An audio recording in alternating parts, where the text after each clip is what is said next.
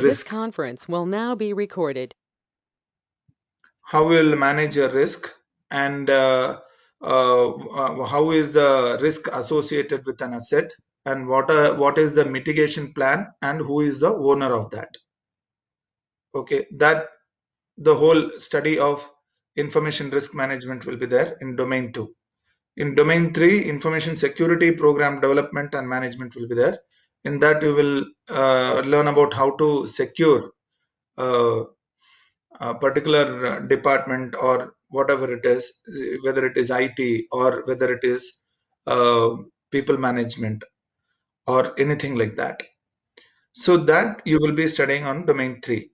And information security incident. So any incidents, how are you going to manage the incidents, and all those you will be studying in domain 4.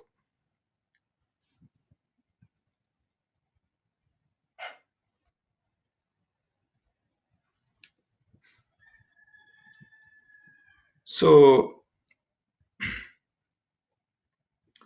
ISG is nothing but information security governance. It will be told as a short in as ISG in many places. Okay, so the objective of information security governance is to provide the security. Is to ensure that there is a accuracy in whatever information is been provided by the company. Okay, so whether when I say that internal audit, when you say that internal audit, you will perform an internal audit, right? So when you say, as when you perform an internal audit, so then if you go and audit an IT head, okay, so what is that basically you are going to check? Can you tell me?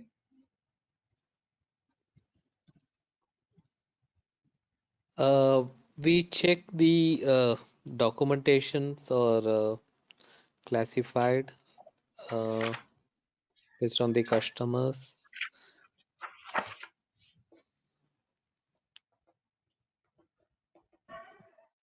Okay, Also, we check the same thing, the how operations handle their okay, let's say cases, that how they I manage. am an IT in charge. Okay, you are an auditor. Okay, Okay. just tell me, means you just do an audit to me. Let me see, means what is your understanding on audit? Mm-hmm. So I will ask what are the process you use for this? For example, if uh, in operations supporting servers, you are a server guy. So what are the process you follow to handle a case or a Okay, change? okay. So basically, you are going to ask a change management. I will say that I will approve for all the changes, whatever they ask for. I will be an approval person, so I will go ahead and approve it, and they will do the changes on email. Hmm. Okay, is that correct? Mhm. I believe we should have a ticketing process or some sort of documentation how they are going to do that Okay, change plan, risk management, I mean backward plan. okay, So great, something like that they should, yeah. great. Now you are coming into the process. Okay, I'll tell you the complete management, change management cycle. I hope I have already told you, Raina, yesterday. Yes, Yeah. yes. So I will tell you, Jai Kumar. See, what happens is, if I am a proper responsible person, okay, then I will say there is a change management process in place which we follow. Okay. So when I say the change management process, what all will be included in that, Jai Kumar? Do you have any idea? In the process, first we need to know what change is going to happen. So uh, that would be the plan, initiation plan. So what change is going to happen, and Okay, then whether it is uh, approved based on the plan and based on the time, duration, everything. If it is not great, approved, then what problem, why it is not approved. So all those assessments should be done. great. So Then, something like that, I believe. Yeah. okay. So I'll tell you the stages. Okay, first is your Hmm. submission stage, correct? Yes. So in submission stage, what will be there when you will do the change? Who is doing the change? Who is approving it and who is reviewing it? And what is the Yes. change? Correct. Hmm. So that Yes. Correct. submission stage should be clear with these things if there is a change management process in place. Okay. So then you can have any number of things, but this is the basic thing what you are going to have in submission. Correct. Okay, then comes your planning stage. In planning stage, you will have a rollout plan and a backout plan. In rollout plan, what will happen is you will implement the means you are going to plan for a change. So how are you going to do the change? That has to be written step by step. Okay. So then backout plan. Backout plan, what is the backout plan you are having in place? Suppose if anything goes wrong, then how you are going to back out.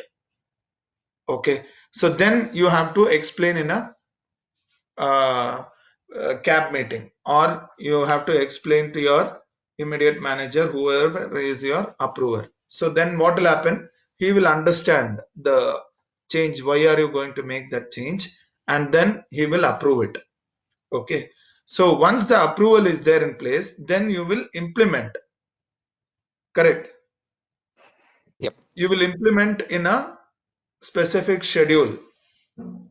So once you implement, then you will then you will see whether implementation is successful or not. You will do a testing.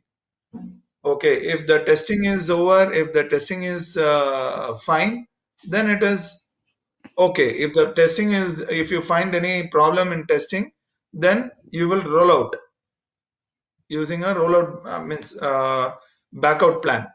Sorry, yeah, you will have a backout plan in place, and then you will roll back whatever the changes you have implemented. Okay, so this should be your implementation stage, and then review. Again, in the next cab meeting, you will have a review. So in that review, you will explain whether it is implemented or not, or whether it is rolled out. Okay, that is the change management. In risk management, what happens?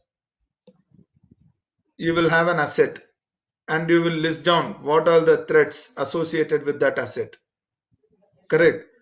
And then with that particular risk, whichever you listed down, you will have a severity in place, whether it is low, medium, or high, or critical.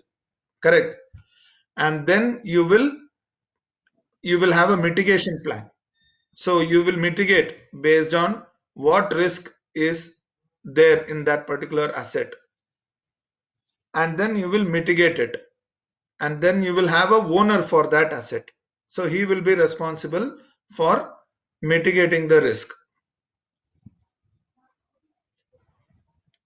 Okay, this is the risk management. Suppose uh, if uh, if an asset is there, if a Windows XP is there and one software development team has developed a software, okay, and then that application will run only on Windows XP, it will not run on Windows 10. In that case, transfer of ownership will be happening because your Windows XP is outdated, it is end of life and end of support. Okay, so as an IT infrastructure team, IT infrastructure team will be the owner for that by default. Okay, so when it comes to the software, because of that particular software, the risk is still with IT infrastructure team. So that should not happen. That has to be transferred.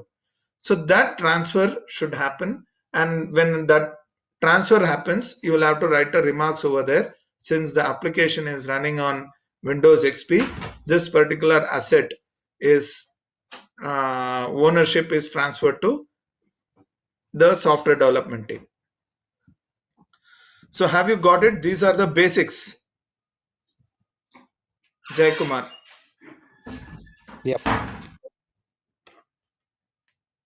So what is CISM? CISM, why are you going to study? Because it involves both technical and managerial and design. Okay, to have Mhm. to showcase to your leaders.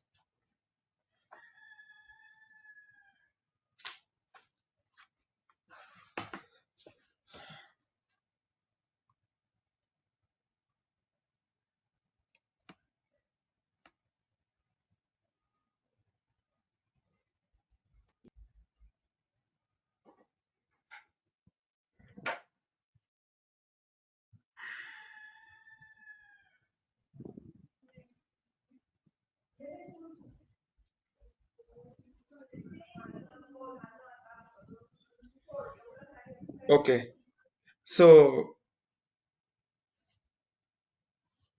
Jaykumar, since it is a first class, are you able to take it up whatever I am saying, or if you have any doubts, or if you want, are you coping up with whatever I am saying? Yeah. Yeah, I'm getting.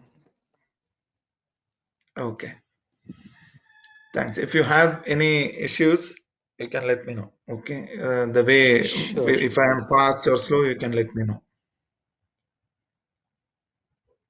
Will do. Thanks.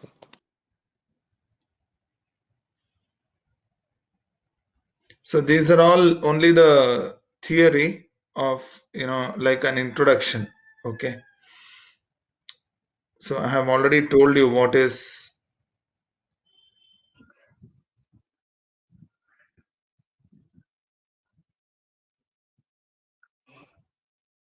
Okay, so what is an audit cycle?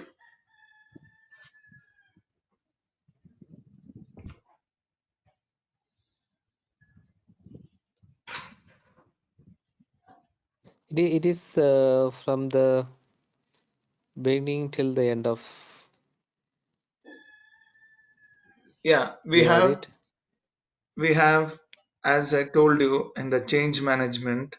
Similarly, in audit cycle, you have planning, execution, documenting, reporting, and follow up. Okay, in audit cycle, you will have to. What is the planning in audit cycle? In audit cycle, you will plan what is that you are going to audit. So, for example, if I am an organization, okay, I'm running an organization, I want to check, okay, what is that is whether everything is going normally or not. Okay, I have a sizable people in my organization, so I want to check if everything is proper and everything is as per the policy which has been defined or not. So I will hire a auditor. So once the auditor will come, he will say, okay, I will provide, means I will do the audit and I will give you the report. Then he will go to the organization and he will have a introduction or a opening call with everyone. Correct. So he will have a opening meeting with everyone and he will say that I have come for an audit. So I need your help and I need to understand your business. Based on the business, what kind of business it is, then only you will decide that you will have to, if your organization is going through some kind of a business, and what kind of industry standards it will follow. Okay, that is what they will see. So once that they will see that, then only the proper planning will come in place. Okay, the auditor will come to know what is that they have to plan and all those things. Then they will have a yeah, opening meeting with everyone, and then they will understand the requirement of each and every uh, department, what they do, all those things they will come to know, and they will read the MSA document, and then based on the MSA document and the internal organizational policies, they will come up with the scope of audit. That is what is the scope of audit. So auditor should come with the scope of audit, and the management should agree with the scope of audit. Yes, your scope of audit is correct. Okay, and then that is the starting stage of a planning. Okay, once the scope of audit is defined, then they will perform an audit. That is nothing but execution. Okay, so once they execute, then they will create a document of whatever they have taken as a evidence, or whatever they have come across with all the findings.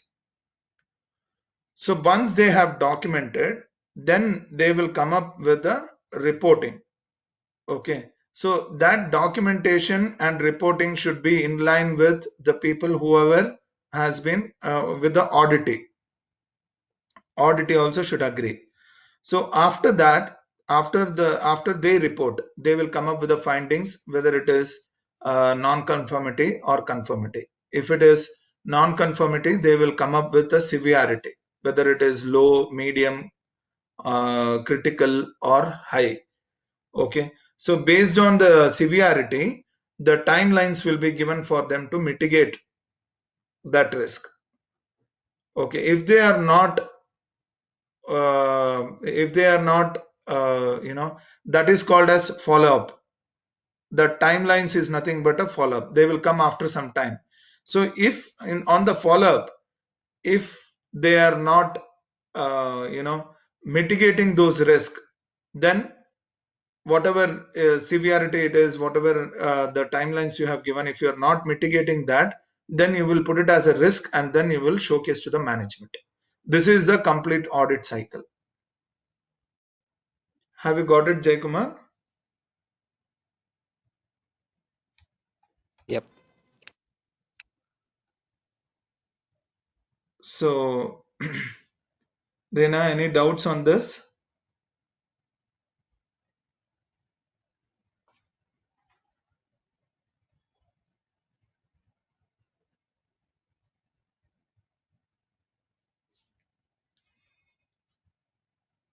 Okay, so we'll move on to the next slide.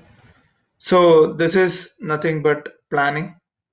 Planning, you have audit planning. Audit planning, you will have a short-term planning, okay, and long-term planning.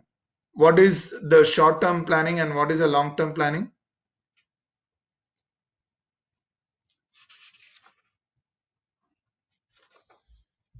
Jay Kumar? Short term, yeah, actually it mentioned there it's maybe within a year. It's Yeah, the period. If it is short period of time, okay. then it is short term. Yeah, for I'm not example, actually aware of that. okay, no issues. Okay. If you're not aware, you can say that you are not aware. It's not an issue. See, there when you are doing a audit plan, okay, so you will ask whether what is the business objective. So this, I think yesterday, Reena, you told me, right, that audit plan with the terms of business development, if the business, Yes, yeah, you told me yesterday. Okay, so audit plan, Jay Kumar, is nothing but when you are doing an audit, you will have an initial discussion, right? So during that time, you will ask the management, is there any long-term or short-term plans for you?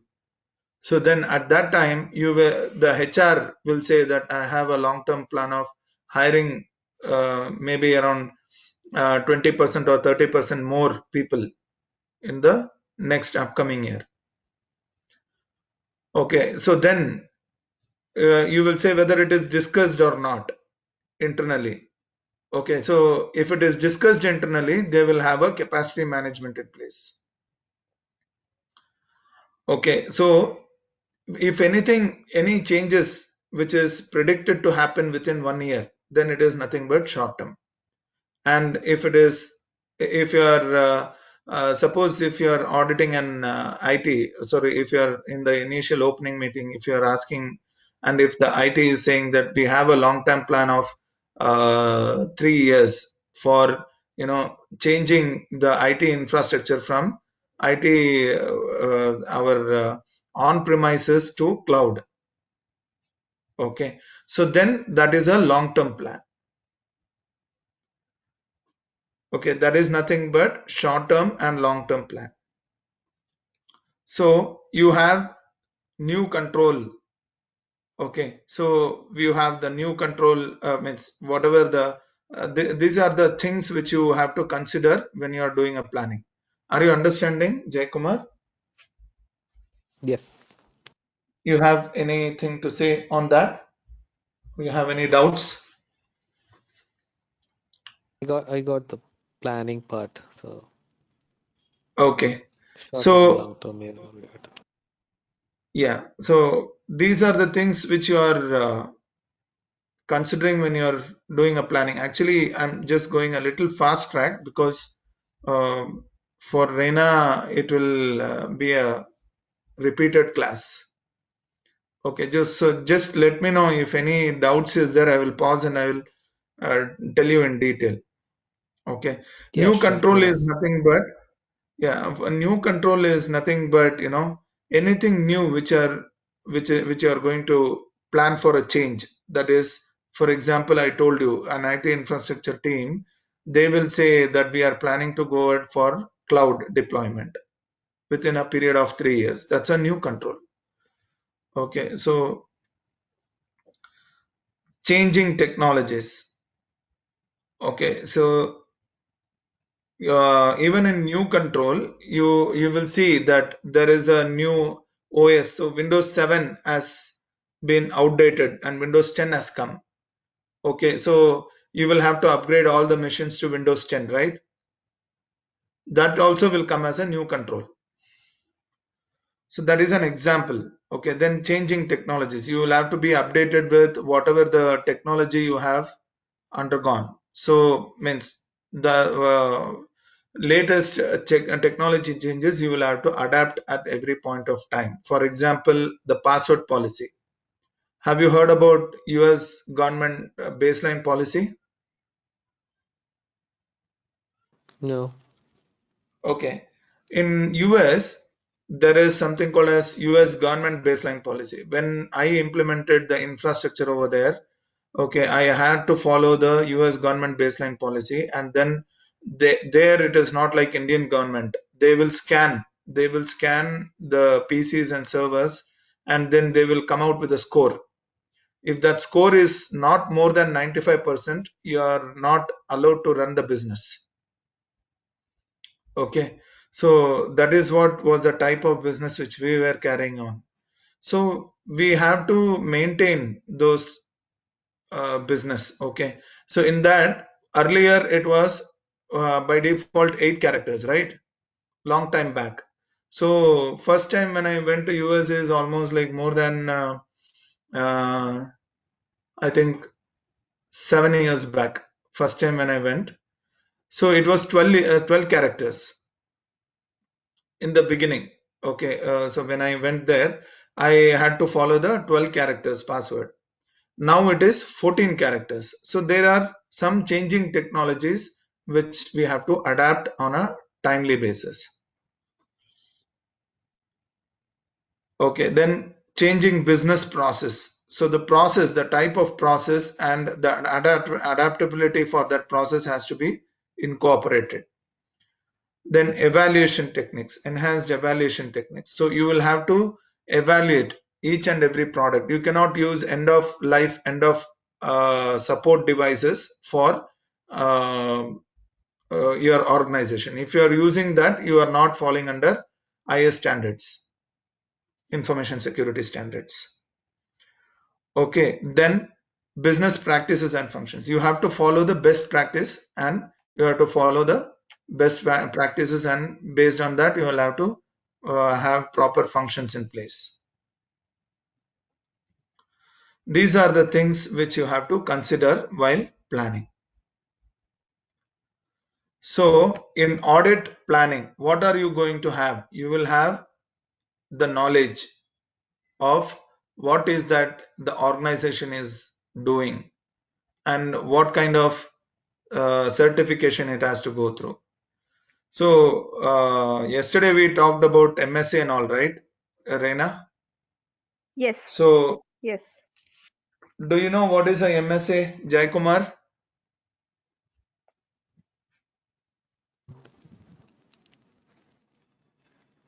It's a master service agreement. Okay. So which is you will have with both client and the vendor, an agreement between a client and a vendor. Okay, so in that, what will happen is, suppose if you are catering some business for a US client, then what will happen is they will say that, they will not say that you have to be a HIPAA or a PCI compliant.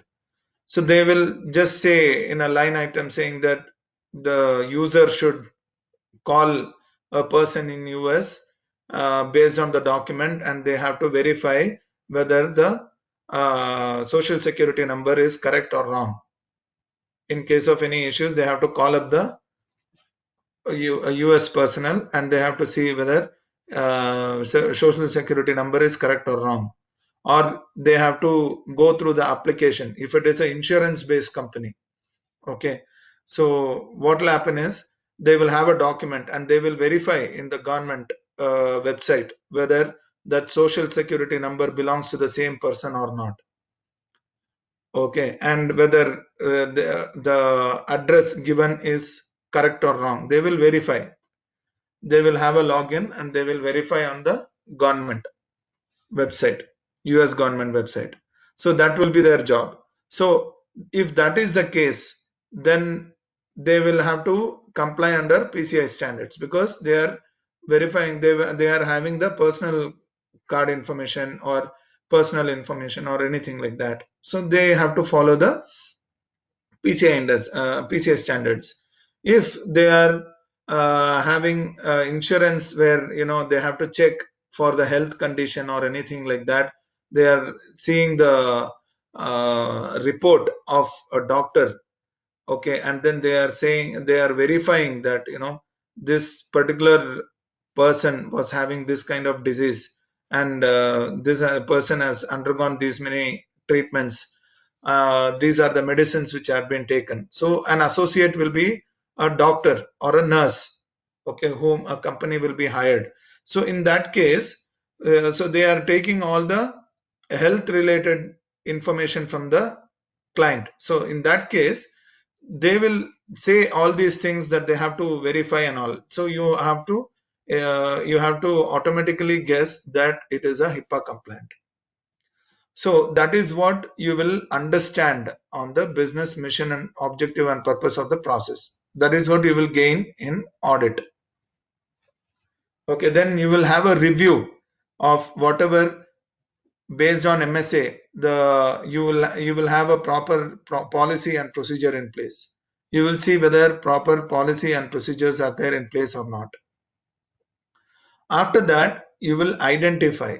Okay, you will identify. That means you will verify whether standard guidelines, the policy and procedures are in line with standard guidelines or not.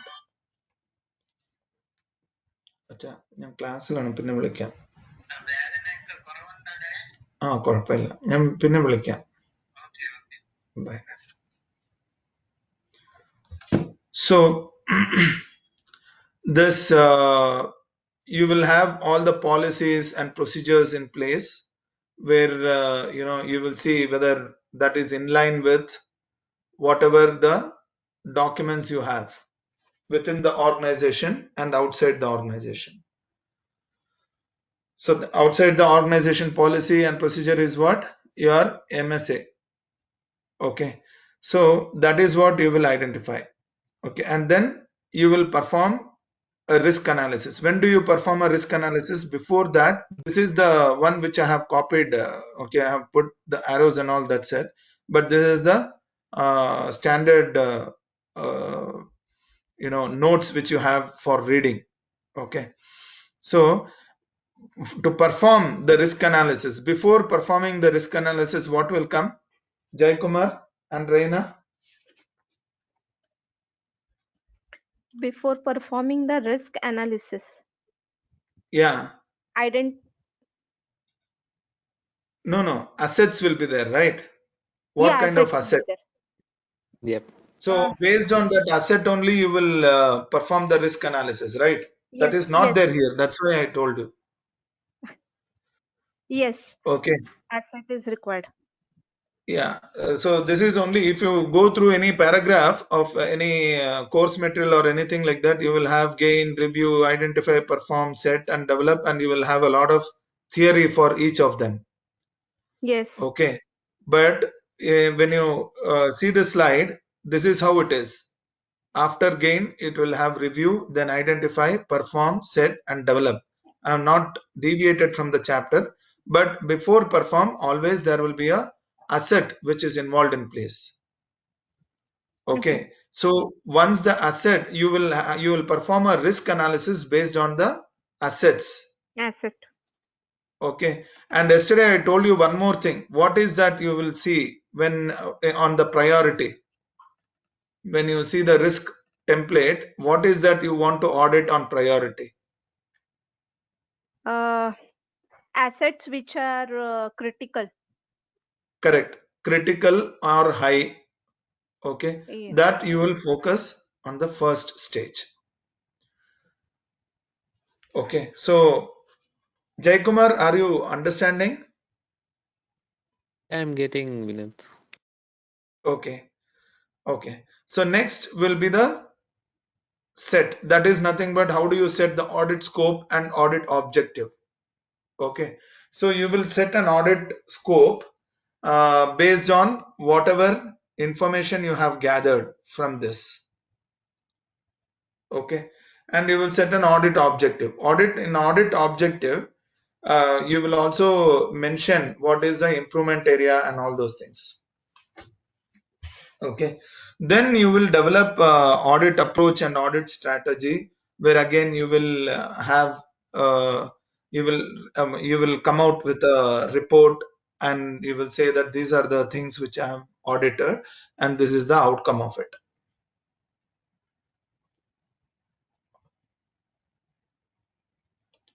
So there are two areas, okay, in audit scope. That is, one is legal requirement and the other one is regulatory requirement. So Rina, I have explained you about legal and regulatory requirements. Yes. Do you know this? Legal requirements, this will be all kind of standards that we follow, like HIPAA, ISO, and all. Correct. So whatever the external standards that or framework we comply with, and regulatory, it is more of like internal guidelines, processes, procedures Great. in an That is what is organization that we follow. correct. That is what it is. So if you read, it is these things are from your notes only, but I have made it like this to make you understand. That's it. Okay. Yeah. So I hope you have understood very well. So that is the answer. Jay Kumar, did you get what Rina has told? Yeah. Okay, legal requirements is nothing but any kind of the regulatory compliance which is, I mean, any kind of compliance which the vendor or a client will request from you to be in place. Okay, so it involves even the government regulations also in place. That is the legal requirements.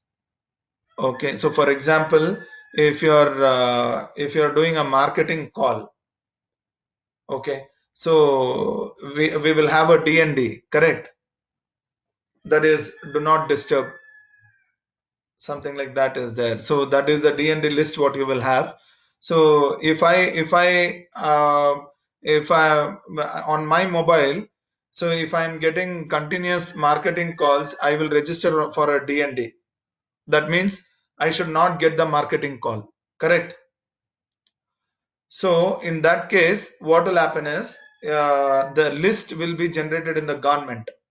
If I register myself, the list will be generated in the government on a regular basis. Every day, if there is a marketing call, then every day that D&D list has to be updated on the dialer, and then these people should ensure that they are not calling the D&D list people. If they are calling the D&D list people, then they are liable for paying the penalty. Okay, that is a legal requirement example what I gave you. And regulatory requirements is nothing but within an organization, whatever responsibilities or roles is been listed, and you will comply with the IS audit standards or functions. That is nothing but regulatory requirements. So, are you clear with this? So normally legal is outside the organization, I can say, and Yeah, regulatory means the. you can say that. Yeah. Okay. Okay, so this is what it is. So I'm happy that even Reina was able to tell in the first instance itself. So that understanding is very important, because if you go through the theory, you will. I have come across students where they will start saying the definition itself from the book or notes. That is not correct, because you cannot remember for a long time. Agreed. Okay, Agreed, so Praveen. yeah, so this is the keywords or standard. I mean, this is the keywords for auditing. Okay, so in IS auditing standards, these are the keywords. Standards must follow the IS standards. That is nothing but your legal requirements or your regulatory requirements that will come under standards and guidelines. So, what is the guideline what you have to follow within an organization? So, that guideline should be clearly listed. Okay, so if that is not listed, then you will have to guide them that this has to be like this has to be like this. You will have to guide them how to implement the standards and procedures. Okay, so what is that? What is the procedure you want to follow? So if it is a, I told you, if it is a HIPAA or if it is a PCI, then give me one example, Rena, of procedure. Mm, procedure, it is how you implement the standard. So for example, if my if probably my internal standard is of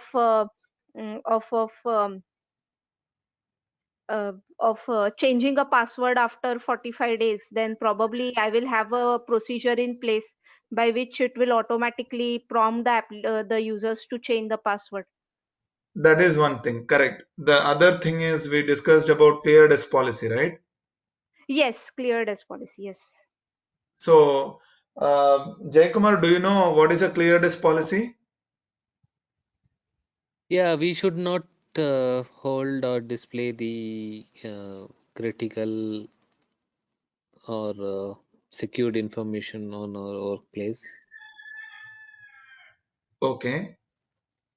I mean, there should not be any documents or anything which is confidential lying on the desk.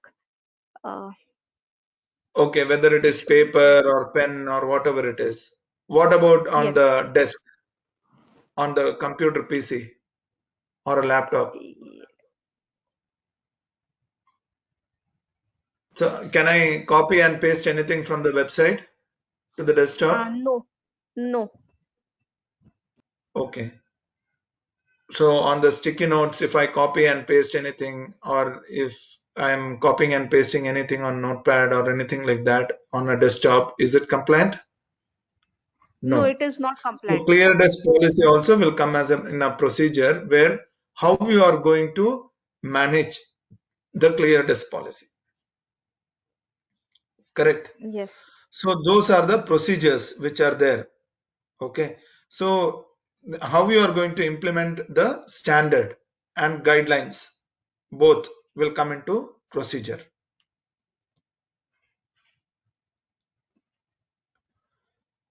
So what is an objective of audit standard?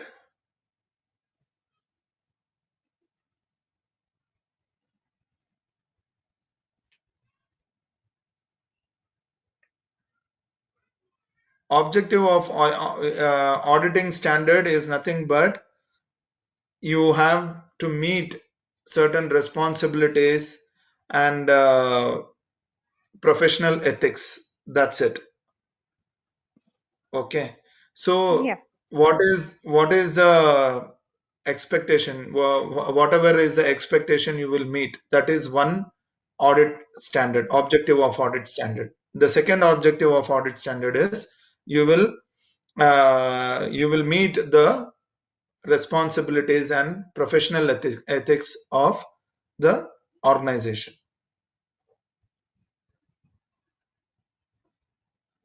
So then we talked about risk, correct? If there is Yes. an asset, there is a risk associated with it. So looking at this formula, what do you understand, Jay Kumar? Risk is equal to probability and impact. So probability, what percent, I mean, it going to happen, and the impact it causes when it Okay, happen. suppose if I say my laptop is not, updated with antivirus definition file from past 1 month, what is that is going to, what are the chances, what will happen? So it may get infected by virus, malware. Correct. So that is nothing but vulnerability, right? My laptop is vulnerable Yes. to the external world. That is nothing but that is the thing which is called as probability here. And what is the impact? You told that virus or malware will get infected, right? That is Mm-hmm. nothing but impact. So vulnerability and impact is nothing but a risk. Okay. Are you getting confused? Is it okay? Whatever I am saying? Yeah, I'm getting you. Okay. So if there is any vulnerability in place, then that is nothing but vulnerability is there in place, then uh, you will be exposed to any kind of attack. So vulnerability and the impact. So suppose if if my laptop is not updated from past 1 month and I'm not connected to internet, okay, whether my laptop is in risk or not. If it is not exposed to outside world, then Outside it world, won't be. It won't it be. won't be, yeah, there is no risk, right? Yes. So Until we that is connect. what, correct, that is what will happen, when there is a in the real time scenario. Okay, so for example, when you go for ATM, when you swipe the ATM, yesterday I told you, right, Reena? Yes. So when you swipe a ATM, then you will click on you will click on the screen, right? You will touch the screen, and then the uh, some kind of an action will be performing. Either your amount will come out, or you will have some kind of a transition done, whatever it is. So that is running on Windows XP even today, because it is less resource consumption, and the software will run on Windows XP. Okay, so Jaykumar, are you aware of that? Operating system I am not aware, but the Okay, application, it seems mainframe or some kind of. okay. So for some reason it is working on Windows XP. Okay, Mhm. so if there is an operating system, you will come to know it will still show that Windows XP, but still they are using it because that is not exposed to internet. It is connected to a module, hardware security module, and from that hardware security module, it is directly connected to your data center of the bank. Okay, so that is how the connectivity is. So they are not worried about those operating system and all, because that is still under the intranet kind of a environment. Okay, so they are okay with the risk. The Windows XP itself is a risk, so they have accepted the risk.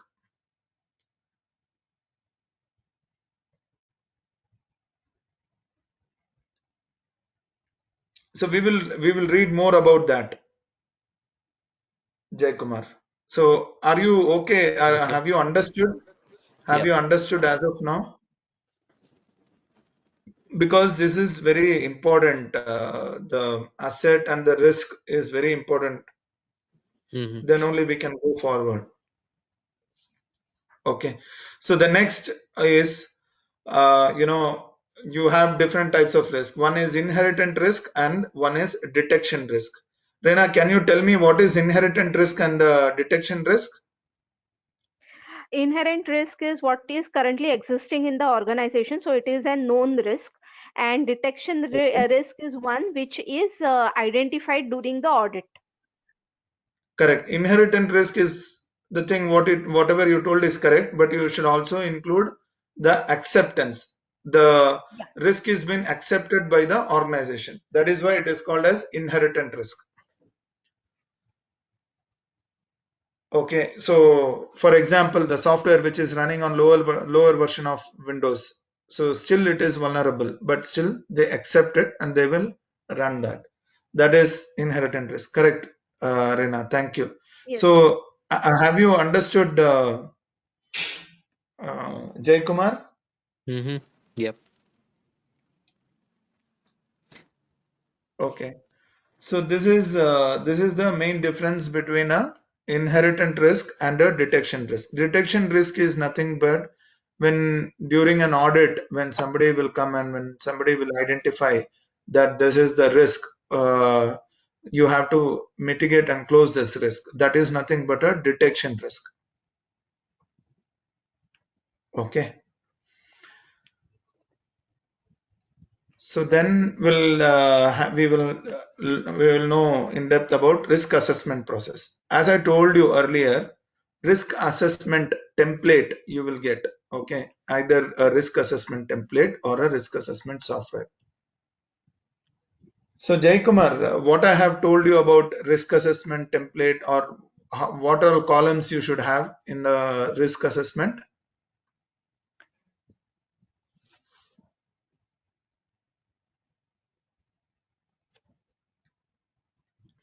Jay Kumar, Yes.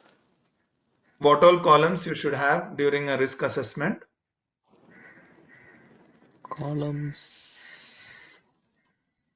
One is asset, right? Correct. Asset perform. Yeah, one is asset, and what is associated with an asset? I just told you a few minutes Risk. back. Risk. Correct. So you have to list down all the assets, whatever you are having. Okay, and then you will have to associate.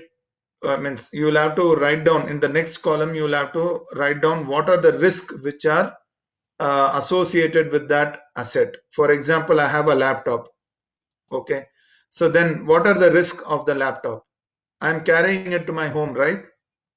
It's an office property, so I'm carrying it to my home. So what is the risk associated with that? The risk is it can be stolen, first thing. Correct.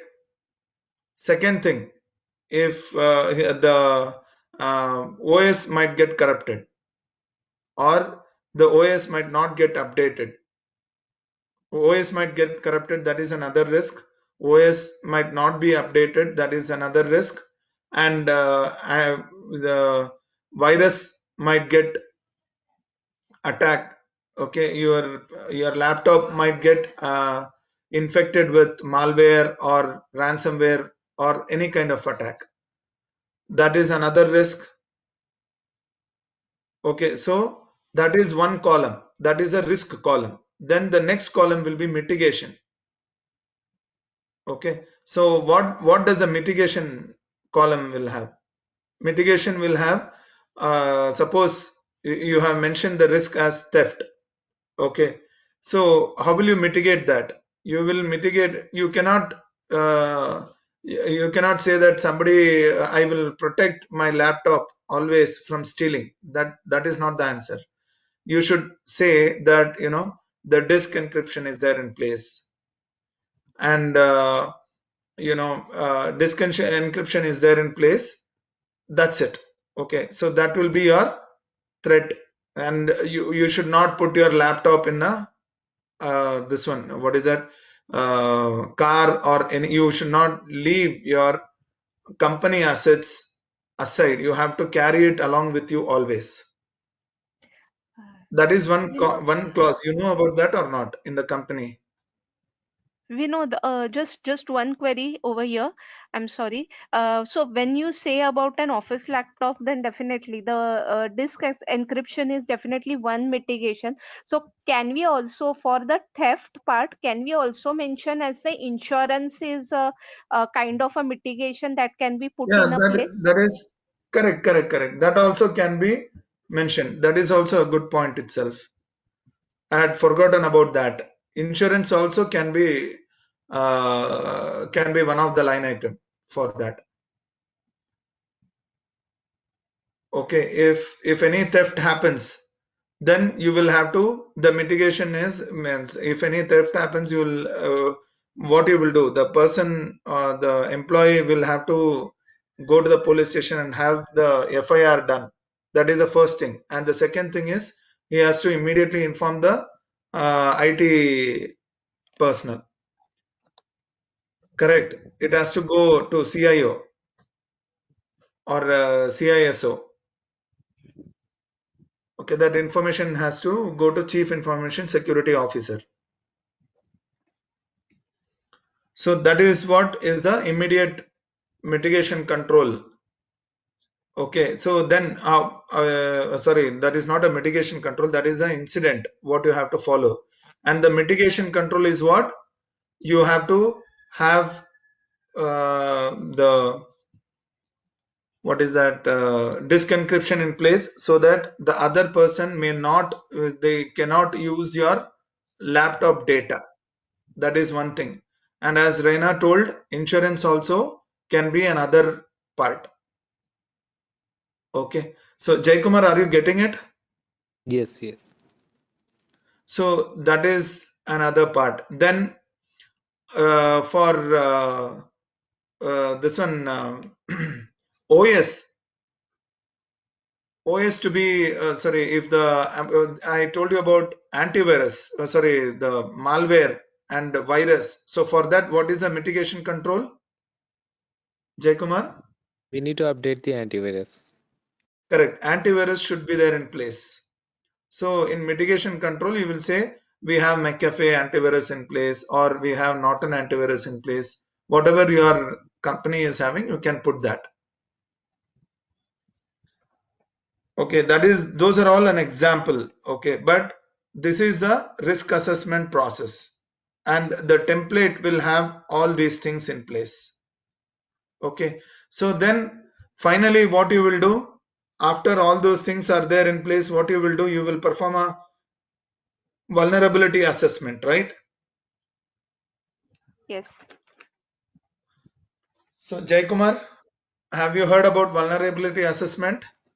Yes. So what is the function of vulnerability assessment? Whether the if we are asking about the system, whether the system is vulnerable by running certain scans. Correct. So whether it is vulnerable or not. Okay, so that you will identify after the infrastructure security team, infrastructure team says that this is all patched. You do a VA test. So then they will do a vulnerability assessment test. VA is nothing but vulnerability assessment. So they will do a vulnerability assessment using Nessus or any other tool. Okay. So then you will come to know if what all still the vulnerability is present and what is that you have to mitigate to close the vulnerability. So then you will perform the risk treatment, that is called as risk treatment. Okay, so basically what are you going to do? You are identifying the business objective, that is nothing but you are listing down all the assets and within the business objectives, and then you will perform a risk analysis associated with that. Risk analysis is nothing but you will have a list of line item where you will list down all the risk associated with that asset. That is nothing but perform risk analysis. And then how are you going to mitigate it? So on what conditions, how are you going to mitigate those risks? You told antivirus. So vulnerability will be, risk analysis will be your virus, malware, and all those things will infect the machine. So for that, you already told the mitigation plan will be installing antivirus. Correct. So that is one thing. And you will perform a risk mitigation, and after the mitigation is done, you will perform a risk treatment. That is nothing but vulnerability assessment will be done. And after the vulnerability assessment is done, then your after the vulnerability assessment is done, then you will close all the vulnerabilities which is identified. That is nothing but performing a risk treatment.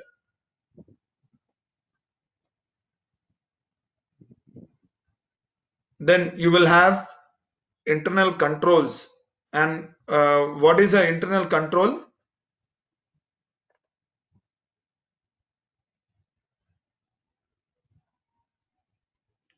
What are the internal controls, Reina?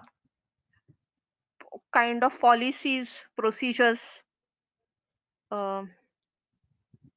standards. Yeah, internal control will have policy, procedures, and all kind of practices which is aligned with organizational structure. Okay, so what kind of internal controls are there? You have preventive control, detective control, corrective control, and management control. Correct. So in preventive control, what is that? You will prevent any problems to happen ahead before anything is detected. You will prevent that. For example, your antivirus, you will prevent by using a proper antivirus in place. That is nothing but preventive control. Okay, and detective control is what? Detective control is a reactive action. Reactive means anything which happens and then you react on it. That is nothing but detective control.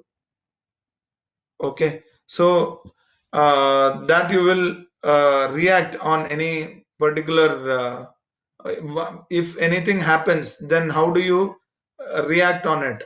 That is what is detective control. Incident management, basically. Correct. So preventive control is what? You prevent the issue from arising. Yeah. So preventive control can be your service request.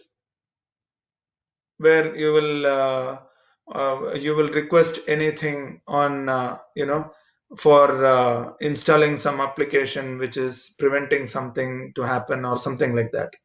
One example is your antivirus program or uh, your disk encryption.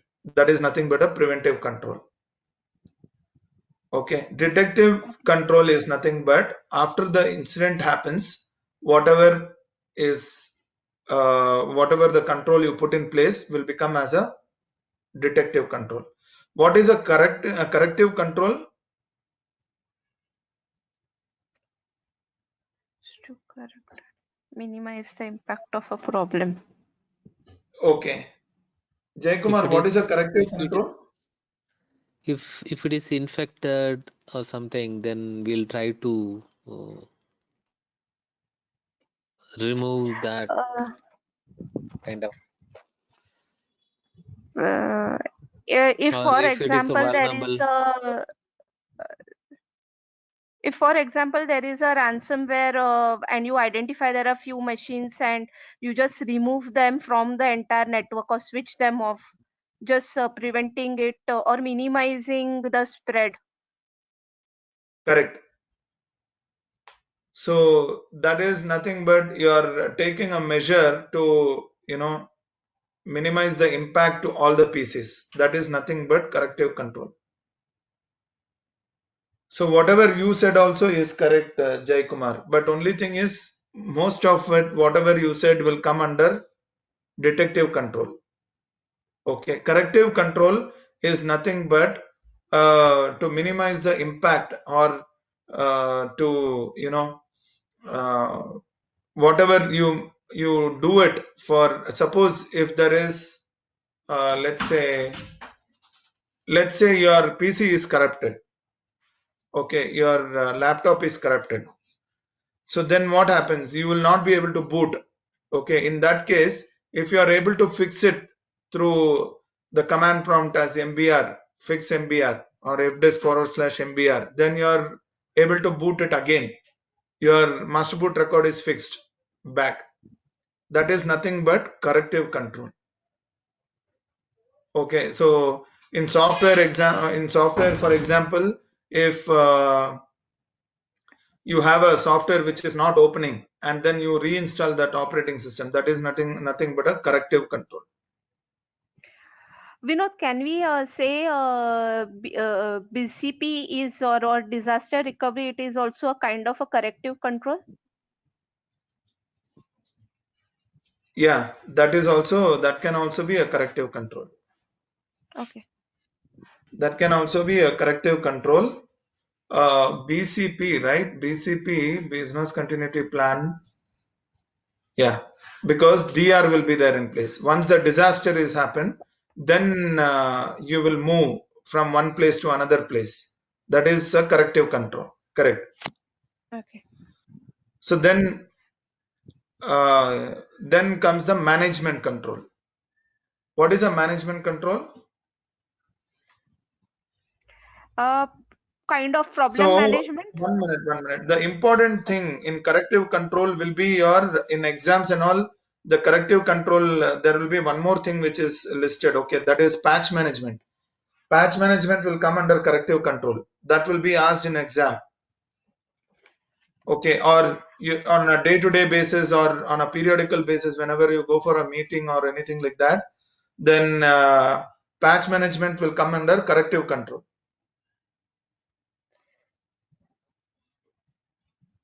Uh, uh, but just a query, Vinod, when we say patch management, so we are doing it every time on monthly basis. Means regularly you have the patches installed. Correct. Shouldn't it be under a preventive control? It will be under a Because preventive you control. But are yesterday I told you one more thing, right? So in patch management, what will happen? You will put it on a test bed. Correct. yeah, You will yeah. test it, and then you will test it for some period of time. At that point of time, what will happen? Your PC might get affected, right? With Yes. some kind of payloads or anything like that. If it is happening, it can happen, right? Okay. So there is an debate on that. But if you are patching on time, it is fine. It is a preventive control. It's kind Okay, of but fail nobody will fix. patch on time. Sorry. Kind of fail fix. Whenever the issue Correct. happen, Correct. for that issue we are fixing the with the patch. Okay, Correct. so probably for the vulnerabilities or for anything which Microsoft in between they raise the you know the flag and provide a patch, so that will come under corrective control, right? Correct. That No. also will be under corrective control. A patch, why Yes. it is released? Because there is some something which is some vulnerability is there, and then they are releasing some kind of an updated version of the file or the system files which is there in place, or they are updating some kind of a values, or they are upgrading the software. Okay, that is why they are doing a patch management. That is why patch management is there in place. So Okay. what you are doing is you are not going to deploy it on a production, because there will be an impact. If there is any problem, it will be an impact for everyone in the floor. Like whatever you said initially, right? If there is a ransomware, you will disconnect. If you identify there is a virus, immediately you will disconnect. That is the first thing what you do. That is a corrective action. You disconnect it from the network. Similarly, patch management also, there will be a test bed for each process. If you are having maybe 10 or 15 process in your organization, each process, let's say you are having 100 people. Okay, Mm. so there will be some 5 or 10 pieces which will be used for patching the machine at the first instance. That is called test bed. And then they will observe. If nothing goes wrong for 10 days, then they will 10 days or 7 days or 15 days, based on your organizational decision, they will deploy for another set of people, that is another 100 people. If there is any problem, then they will identify which patch is giving a problem, and then they will not roll out that particular patch. They will decline that patch, and they will prevent it from rolling out. So Right. that is what is a corrective action. Got you. Okay, so then comes the management control. What is a management control? Kind of problem management, Correct. repetitive occurrence of the problem. Yeah, correct. So when there is a repeated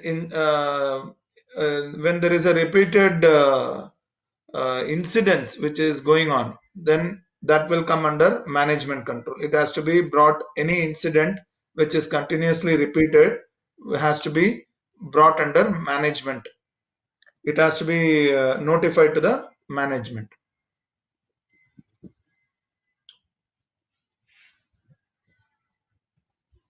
Okay, in management control also we have 4 types, that is planning, cybernetic, rewards and compensation control, and administrative control. So have you have you understood, Jay Kumar? Yes.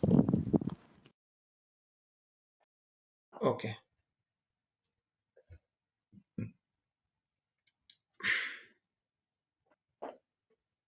so this is the complete internal control objective. Okay, so you will read all these things in a paragraph and notes, but I have put it in slide one by one so that you can easily understand. So one of the internal control is to safeguard the IT asset. Okay, so once you safeguard the IT asset, you will say whether it is compliant to corporate policies or legal requirements or not.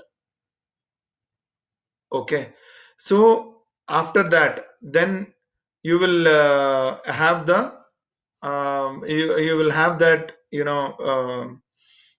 the you will record that on a you will record, or you will make a report on that, and then you will have a authorization in place. Okay, then you will have the accuracy, whether accuracy is there as per the process and policy is there in place or not.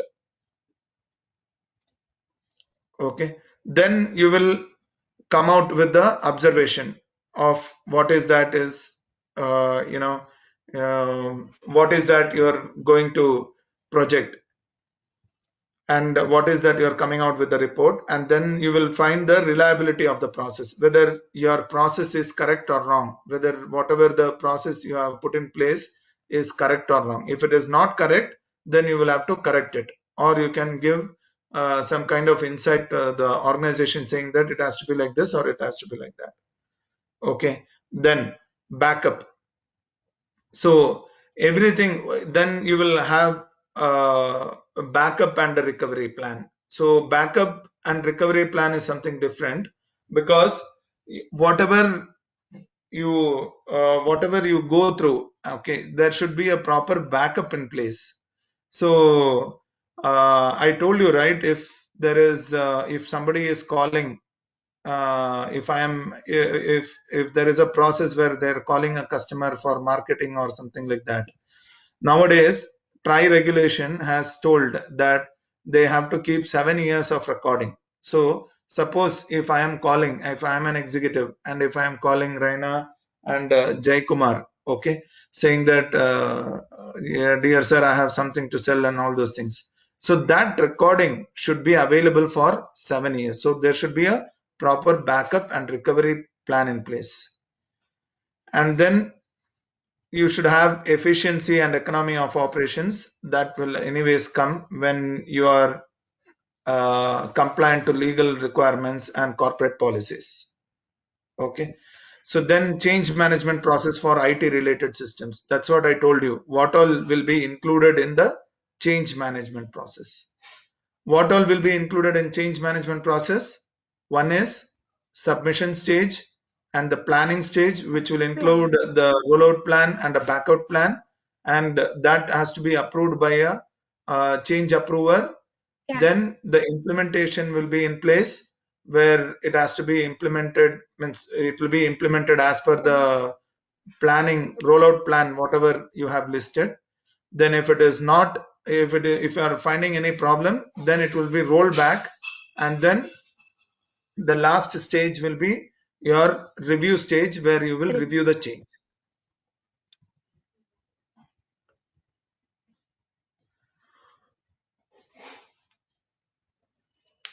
So this is again a theory, which you have to be knowing. Performing an IS audit. So what is the audit definition and the IS audit definition? Yesterday we discussed about this, right, Reena? No. We stopped over this particular point. Oh, we stopped in this particular point, is it? Yes. Okay. Yes. Okay. So systematic process is nothing but performing an IS audit. There are many ways. Okay, but in your book it is written as audit function and IS audit definition. Sorry, audit definition and IS audit definition. Audit is nothing but whatever you mention, okay, whether it is correct or wrong, you verify or review that. That is nothing but audit. So IS audit is nothing but the anything which related to the information security. That is nothing but IS audit definition. Okay, for example, you have when you go for an audit, you will have a business process, right? So there is a process for business. What is that? PDCA, Plan, Do, Plan, Do, Check Act. Check Act. So that also you will do an audit, right? you will, as an auditor, you need to do a complete audit. It is not only for IT. Okay, that Yes. is what you will do an audit when it comes to the entire organization. Jai Kumar, are you aware of it? Yes, yes. Okay.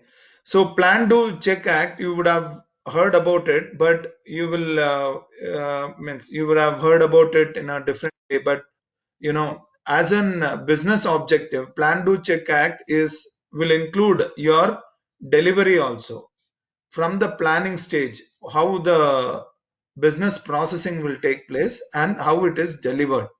So to that extent, you will have a you will have to read the MSA first thing. Okay, so I came to know about Plan Do Check Act properly because I was involved in business MSA and how to run the business when I was implementing the complete IT infrastructure for an organization for US and Jamaica. Okay, so Plan Do Check Act is nothing but you can you have to read the MSA, and that is the first thing, and then based on the MSA how the business will work, that is what you have to understand. Each and every document line item you have to read, you have to understand and make a list of things, what you are going to do, what is the process and policy, what are you are going to follow.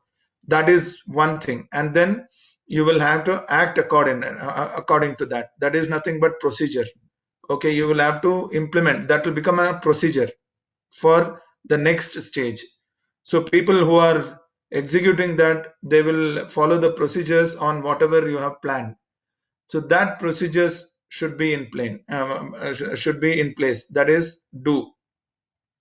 And the act is nothing but whatever your people are performing the activity. Okay, that is nothing but act. For you are processing a document, or you are collecting the information and putting it in some other application, anything that will be an act. And uh, sorry, yeah, before the act you have a check, right? Check is nothing but a quality check. Okay, so you will you will see whether the activity whatever you have done is having a proper uh, check in place, means whether it is accurate or wrong. That is what you will check. So this is nothing but the business objective. Okay, why I told you that is because audit definition will be for the complete organization. I'm just giving you an example. Okay, because you will not be able to differentiate later what is audit definition and what is IS audit definition. So audit definition is purely dependent on more of the business perspective. Okay, you can bring it to IS also, but it is more aligned to the business objective. And IS audit definition is nothing but information security. It completely depends on information security. Okay, what kind of infrastructure you have, what kind of protection you have in place. So do you have a proper auditing system in place? So if you have an auditing system, whether you have a monitoring system in place. So if you have an auditing system in place and if you don't have a monitoring system in place, then also it is not compliant.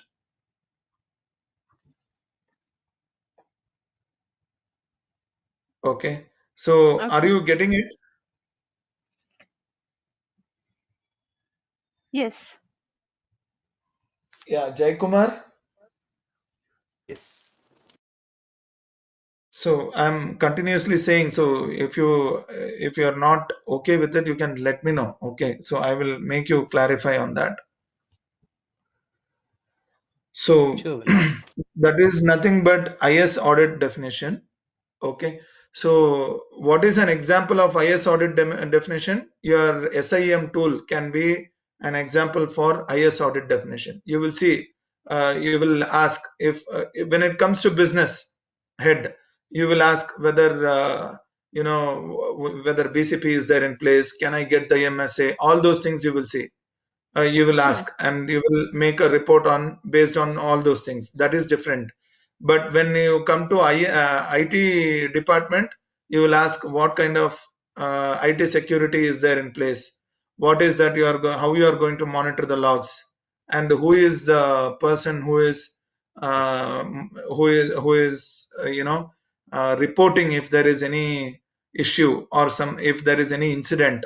So all those things will come in IS audit definition. Okay. So theory can be anything. Don't worry about theory, because questions will be asked and you have to understand based on the question, whatever you understand. Okay. Don't mug up or don't go by the theory. So you have these many types of audit. Okay. Financial audit, operational audit, integrated audit, and administrative audit. Can you tell what is a finance audit?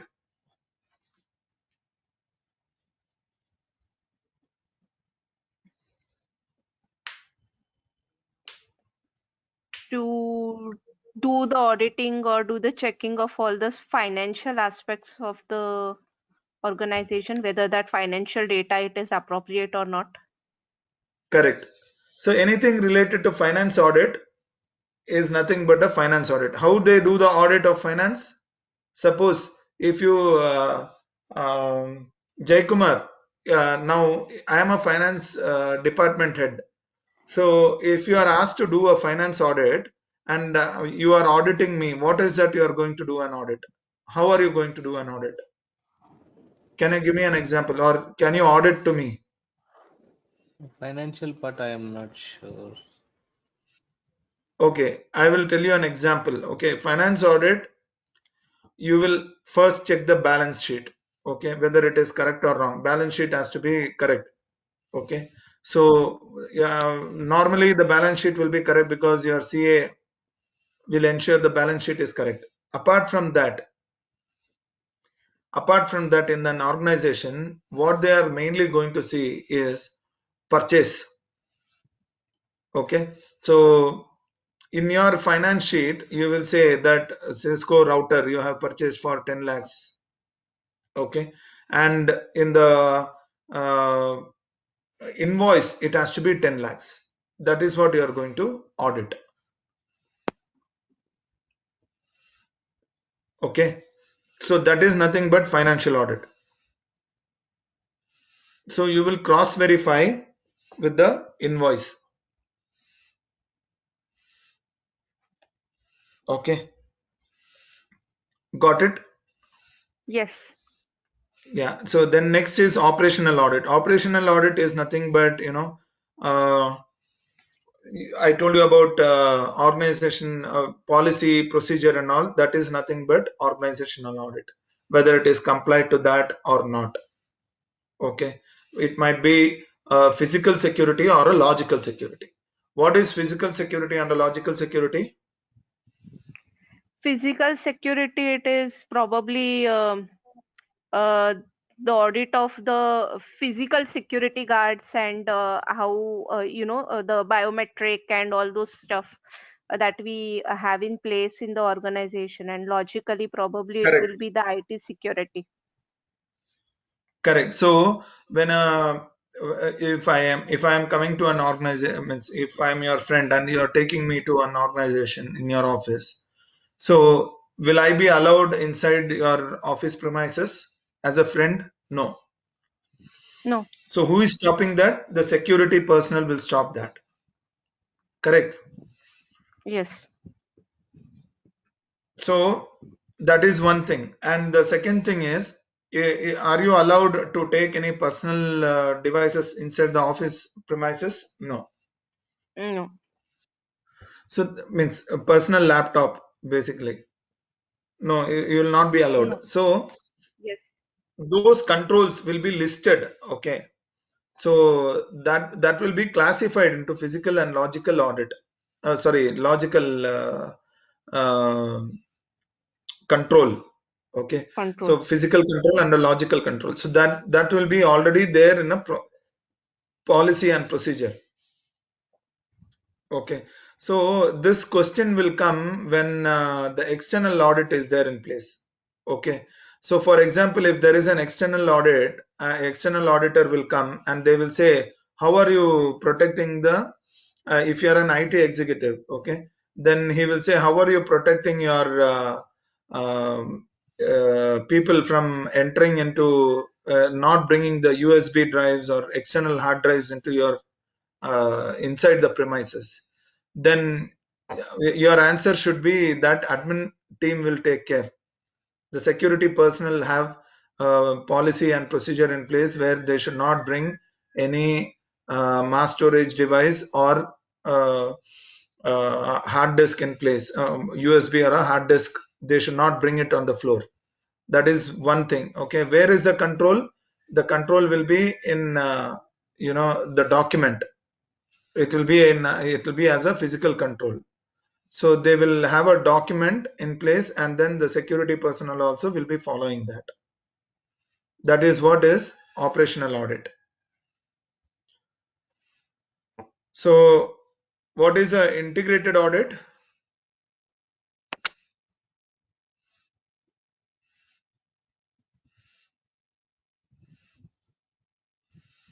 Integrated audit is nothing but all the finance and the operational audits will be there, will be audited, or any all the audits will take place at the same time. That is nothing but integrated audit. Normally what happens is finance audit will be separate. They will not include the operational audit. Okay, the finance audit will always be separate. They will have a separate skill set to audit the finance department. So they will not come into the operational audit. So integrated audit means finance and operational audit will be clubbed together. What is an administrative audit?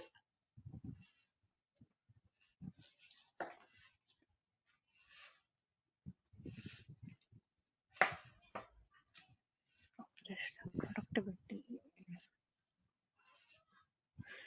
assess issues.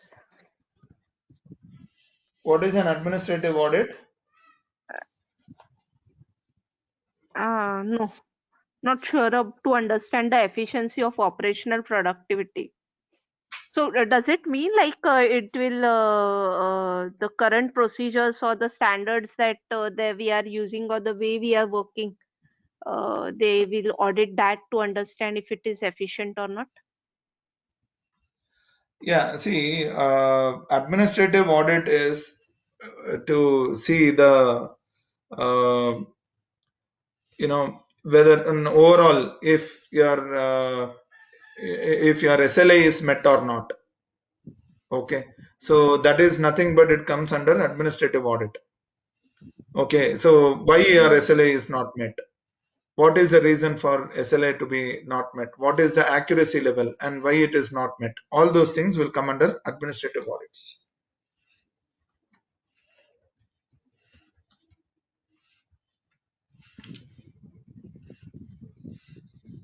Okay. So it will also, say that, the policy or procedures or strategic, whatever the functions, whatever you have is correct or wrong. So those accuracy and all will come in administrative audit. So your administrative audits will include the complete organizational audit. So for example, you have an office, okay, which will have a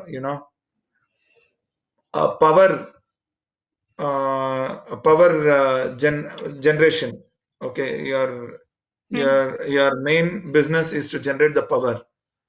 So what is that you will audit? You will audit the people also, right? You will audit the Right. main people also. So in that case, there is something called SCADA. Okay, so yeah, there is something called as SCADA audit. Okay, that is completely an administration audit. Okay, so that is that will that will have a separate skill set altogether. SCADA certification is also there.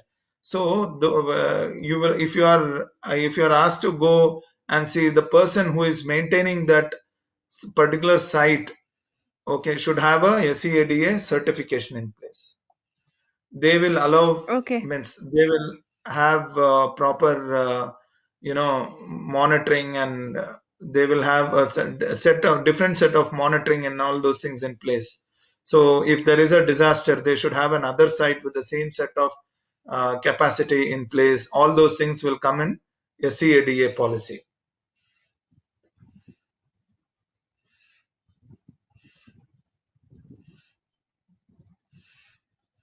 And you have IS audit, that is nothing but, have you got it?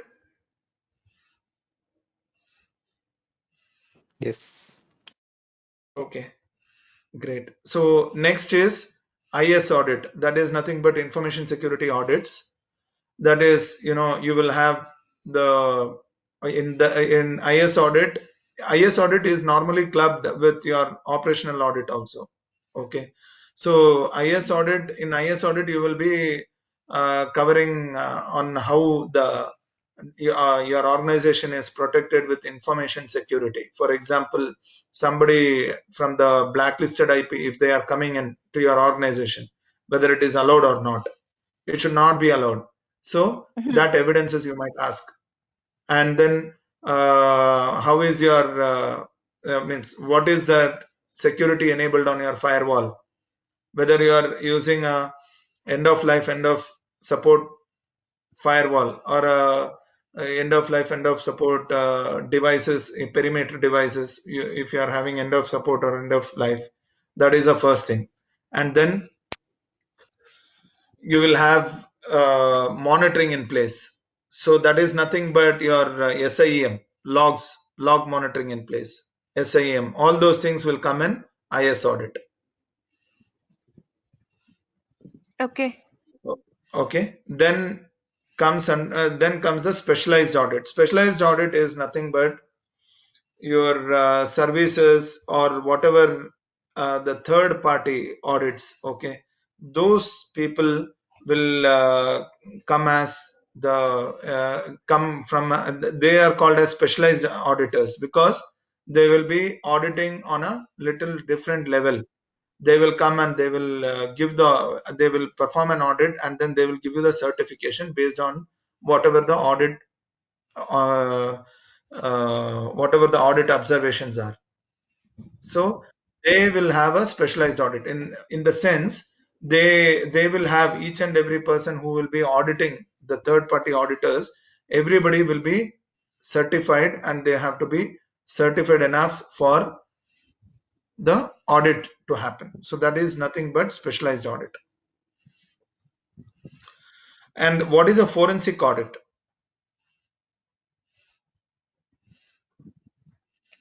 To be very practical, specialized audits are not any special auditors. It is only the third party auditor who will give you the certification. Those So people does also will do the same thing, whatever you do in the internal audit. In fact, they will do lesser than internal audit. Okay, because they also should give the certification. They also should get the money. So they will just see the MSA, and they will see if controls are there in place or not. But they have to be highly qualified, and they have to be certified with all kind of certifications. so specialized audits are the do you mean these are the audits like what the company goes for, like CMMI and Correct. Yeah, 27P probably? correct. Okay. Those auditors are called, when they come, they are called specialized audits. What is a forensic audit?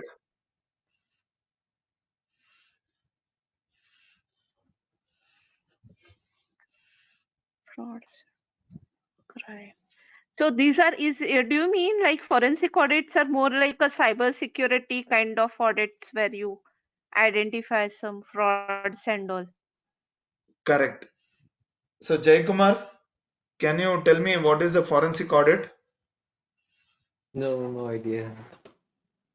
So suppose in your organization, you come across any PC which is infected with virus or anything like that? No. Okay, so I have come across, because I have seen, we have one department where we will cater the business for a bank. Okay, so some people, they were not updated with antivirus, and it is called, different branches will be there in different places. Those are not offices, it is like a shop. Okay, they will, you would have seen that, the they will, you can give them cash, and they will put it on whoever's account they want to put, they can put. So those kind of places are there. Have you seen? Those are all called SLI branches. Okay. So what happens is, in those shop, they were not maintaining the PCs and it got infected with virus. Okay.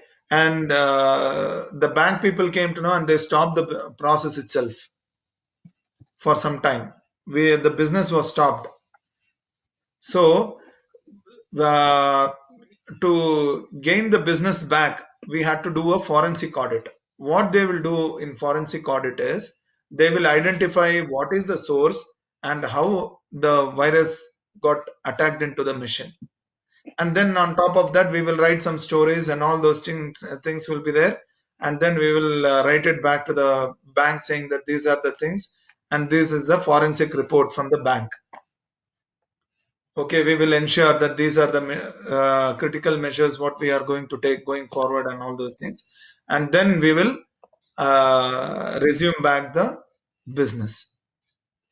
So the third party who is yeah, the bank will not rely on the company who is doing the audit. If I am capable enough to do a forensic audit, even then I am not eligible to do it.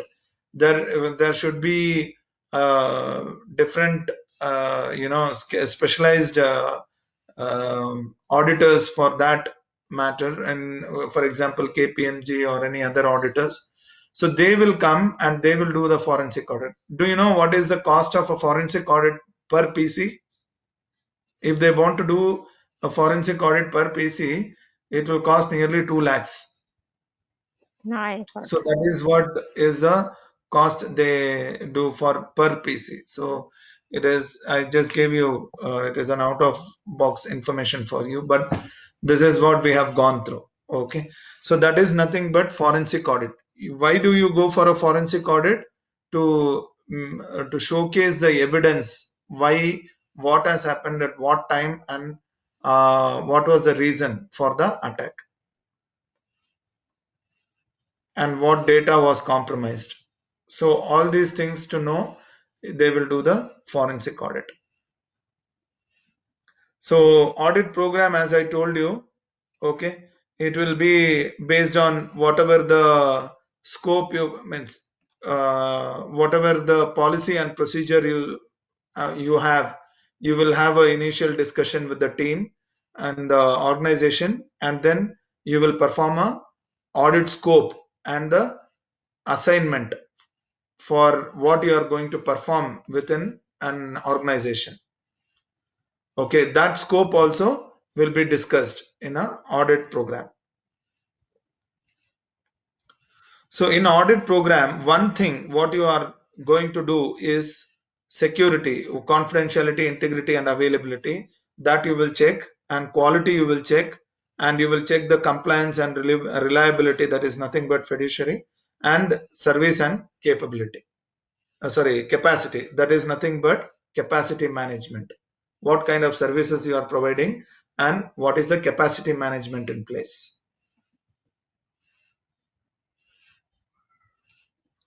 So these are the general audit procedures, whatever you can go through, that is, and general audit procedures which an auditor will go through. Understanding the audit area or subject. What is audit area means? What is their scope of work? That is nothing but audit area or a subject. And risk assessment. Once they understand the audit area, they will collect the assets based on what is their audit area, and they will assess the risk. Okay, and then they will come out with the audit plan. So once they come out with the audit plan, they will have a preliminary review of audit area and what kind of assets you are having. Then they will evaluate, and then they will verify the existing controls, whether that particular control is compliant or not. Then they will do a substantive testing that nobody will do right now, because they will do a VAPT or anything like that. So what they do basically is they will ask for a report, external VAPT report. Okay, there are two types. One is internal VAPT report and an external VAPT report. Internal VA, if your organization is complied with some kind of a security in place, then they will ask for a external VAPT. Okay, if you are complied with PCI or HIPAA, they will ask you to give your internal servers, NATed IP address, whichever is exposed outside, and so that IP address will be scanned, and that vulnerability will be addressed, and the certification will be provided by the external VAPT vendors. And reporting, so they will communicate the proper results with a proper report in place. And follow up is nothing but, for any kind of observation whatever you have. Okay, so whether it will be based on the severity, as I told you earlier, it will be high, medium, low, and critical. So based on the severity, you will give the timelines. Okay, if the timelines is within the timeline, you will do a follow up, and after the timeline, if the controls are mitigated, if whatever you have identified is mitigated, then you will be getting a certification, or the auditor will say, yes, this is compliant, your organization is compliant. If the mitigation is not met, then it will be converted as a risk, and the certification will not be given, and the risk will be given, the risk report will be sent to the upper management or a higher management for a review. That is what is a complete audit program and audit procedures in place.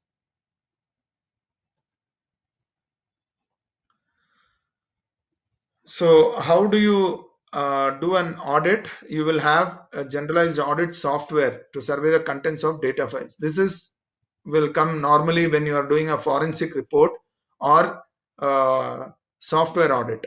This will come for an software audit. Okay, for example, if Microsoft is auditing your company, do you know how they will come for an audit? Jay Kumar, Raina, No, have you come across? No, no. I have not came across this, uh, but probably they Okay, may check like how many licensing softwares that you are using with some of their correct. software. Yeah. First they will inform the organization. If they are okay, they will come in this particular date and time for audit. They will not just come like that. Okay, then the organization should say, yes, I am okay for the audit. If they are not saying yes for the audit, they will complain to the police, and they will come with the uh, required documents in place so that they can do an audit. That is what the software auditors will do. Okay, so the software auditor or a Microsoft audit, when they will come and they will scan all the PCs. Okay, and then they will say that these many PCs are having these many licenses. So show me the paper license, whatever you have bought. So that is what they will come and they will do the audit. That is what is a audit software. And one more type of audit software is nothing but your forensic department. Okay, the auditor will bring their own software, and they will run it on one PC, and they will see what kind of vulnerability is there in place. That is an audit one type of an audit, what they do for forensic people, whatever they do. Then the other type of audit is external audit, where they will perform a VAPT. Okay, they will scan and they will perform a VAPT, and then they will say that this organization is compliant or not. This is what is the generalized audit software. Okay, so specialized software, the that is the thing which they use for as a software. Okay, then this is only the English use of specialized software to assess the contents, all those things. Then you will have to create a flow chart. Okay, so that is nothing but flow chart techniques for documenting and automated applications and business process.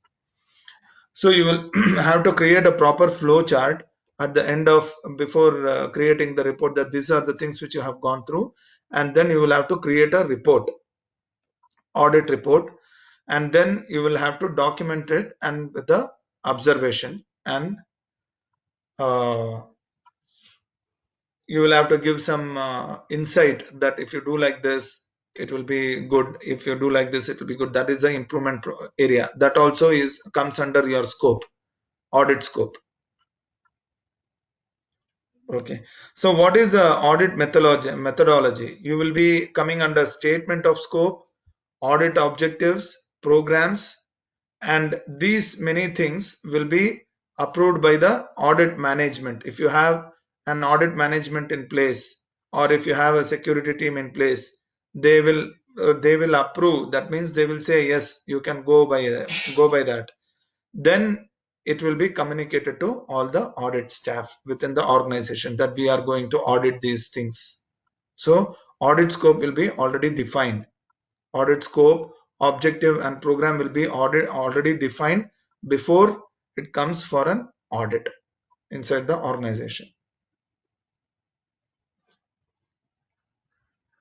So these are the phases, audit phases. You have subject, scope, and pre-audit planning, and audit procedures and steps for data gathering and evaluation of tests. That is nothing but VAPT, and review results. Okay, VAPT results, whatever is there, you will do a review of that, and then you will have a process for communication, a procedure for communicating with the management. How are you going to communicate with the management? Are you directly going to communicate with the management? No, you have to take a occurrence. You have to show the results to every auditee and the first level of management, and then when they agree, then only you will have to go for the communication with the management. If they don't agree, then you will have to again debate and do the initial process, or you might have done some mistake, or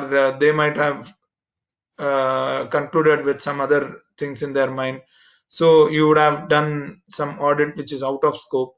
So something like that will be there. So that is why mid-level management or level 1 management agreement should be there in place before communicating with the top level management, and then the audit report will be prepared, and then you are eligible to get the certification program.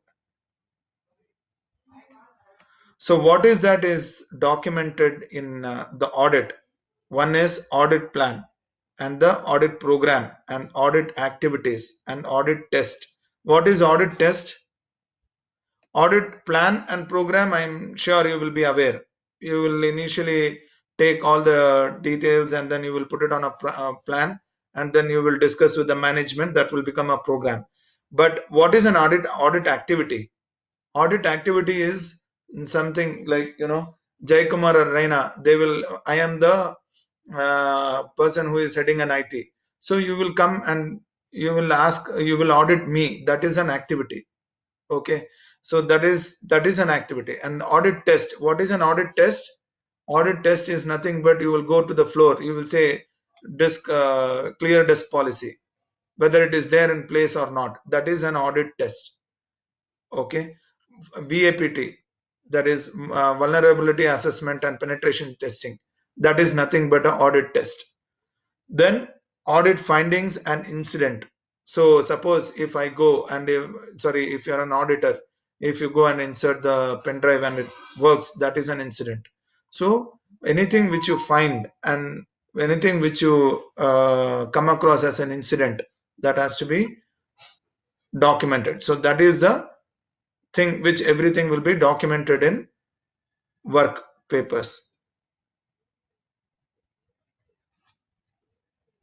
So this we have already discussed, right? Audit risk, inherent risk, control risk, and detection risk. Yes. Correct. Raina, Jaykumar, Yes. Yes. very silent. So lot of theory, is it? So these are all only the basics. Okay. So going forward, everywhere you will come across this only. Okay.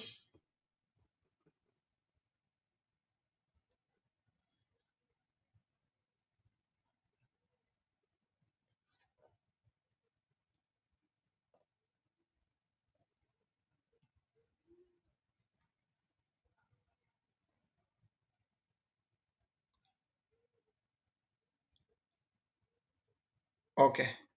So now we will come to the main chapter. Okay. One is 7 areas of domain 1. This is what we are going to learn in CISM.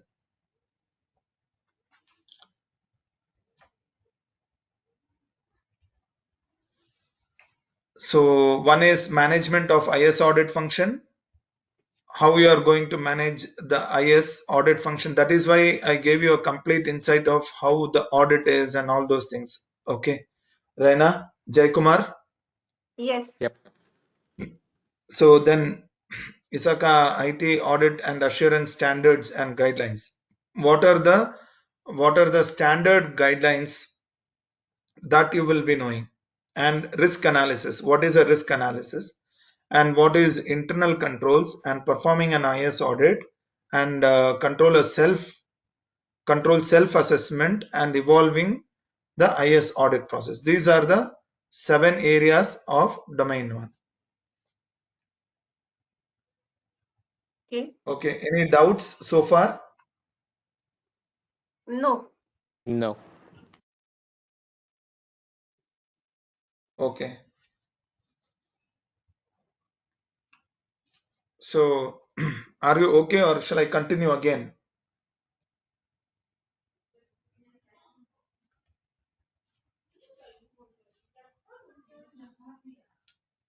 So do you want me to continue or you are okay for winding up for today? So, what is the duration actually? I supposed to ask that in the beginning, but Duration, is I it think it is only 1 hour or 2 hours, I think. no total CISM? That is 40 hours. That Okay. is 40 hours, but don't worry about the timings. Okay, my job is to Okay. make you understand each and every uh, part of the theory, whatever you are going through. Okay. Fine. So don't worry about the this one. I will make sure that you know everything is covered with the best knowledge of yourself. Vinod, one more thing. Now, when we actually uh, is it like for each and every domain, what should be the strategy to study? I mean, definitely, this training is there, but then beyond this, we have to read that particular review manual. So, what is the exact strategy of reading it?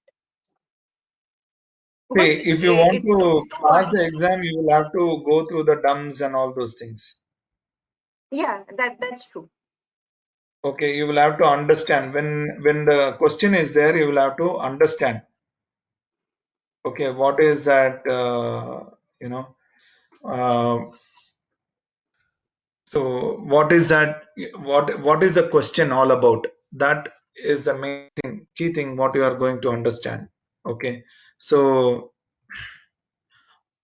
so that, based on that only, you will. Uh, you will have to understand. Okay, what is that? What is the question all about? That is the main key thing what you are going to understand. Okay, so so that, based on that only, you will. Uh, you will have to understand you will come across the other things in place. So for example, you will have a big paragraph to read. Okay, so if you start reading that, and if you are going through, understanding what is the question itself, then you will not pass the exam, right? You'll Hmm. be able to answer only some 2 or 3 questions. So that Yes. is why you have to have some key things, like uh, if you have something called as risk, then you will see only the vulnerability or the probability. Okay, then you will have to answer based on that. That is why you will practice the dumps. But trust me, the dumps or the theory what you are going to read will not suffice you for day-to-day activities. When you are going to say that you are a CISM certified, you can just go through the dumps and pass the certification. But only thing is, when you are coming across in a real-time scenario, then there will be a lot of questions which will be asked. When I am going for a review management, audit review management, or when I am going for a governance meeting, then the kind of questions they ask, and the kind of questions they expect you to reply is completely different. Okay, without a proper understanding, you will be nowhere in that meeting actually. Yeah. Then they will come to a conclusion of what is your awareness and what is your skill set. That is what it is. Yes. So I feel that we have to stop for today, because it will be a jumbled experience for you. Yes. I too agree. Okay, so Jaikumar, what is your expectation? Do you want me Yeah, to continue? today I think so far fine. So we can wind up for today. But yeah, it will be more helpful if we can extend for 30 minutes. Yeah, definitely the way you are approaching is quite good and interesting for me. Great. So if you want me to continue, I will continue, no problem. For today, yeah, we can wind up because this is a lot of No, no, information for no, me don't worry. because Yeah, for next I next will go through this in a week, and by Saturday, I believe I will have some basics, understandings, whatever you have taken today. From there, we can continue, I think. yeah, that will be the right approach. Okay, so go through the basics, or if you are not going through also, I feel that you are taking notes, right, Jaikumar and Yes. Raina? Okay. Yeah, I'm I'm I'm taking taking. the snapshot of this PPT, but only few notes I have taken that. No, taking snap of PPT also will not work, because whatever I Mm. explain, no, that you should understand. So once you write at least one word, when I am explaining, if you write one word also, next Mm-hmm. time when you see that, then you will recollect whatever I am saying, whatever I Mm. said. Okay, So that but I'm audit sure even plan. if you take the snapshot, okay, Mm-hmm. or even if you read a paragraph, at this point of time you will get confused. Hmm. Okay, you Yeah. have to understand whatever I have said. If you understand, then you can write your own theory. You can write your own paragraph. Okay. Correct? Vinod, when we is there any kind of pre-read or anything you think that we should read before coming next time, so that we will be better able to understand and it will Not get required, in. Reena. Not required. I'll make you the concepts clear. Okay. Okay. I'll make you and Jaykumar the concepts clear. So you don't have to go through. It is all a theory. Okay. It is all a Yes. theory. So you will get a different theory in different conditions. If you go to Google, or if you go to YouTube, you will get a lot of theory. Okay, that will not help, or that will not suffice. What you are going to get from this training is whatever is my expertise, I am going to explain it in that way.